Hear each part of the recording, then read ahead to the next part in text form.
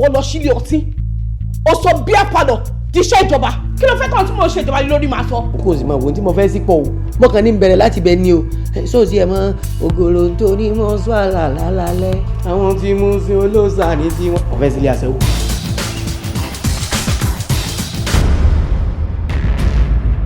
tó bá lóun ò ní gbà lérò ìwọ gan-an má gbà fún ni. ọyá sọnù lè mo fẹ́ bá fani gbólóhùn. o ò ṣe gbé mi báyìí kó gbé mi sórí ibùsùn.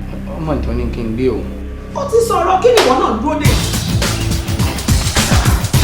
mami kí ni.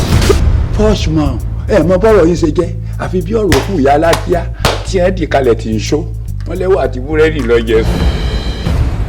ṣáyìn dẹ̀rọ pé ọ̀rọ̀ yìí ojú lásán ni ṣá.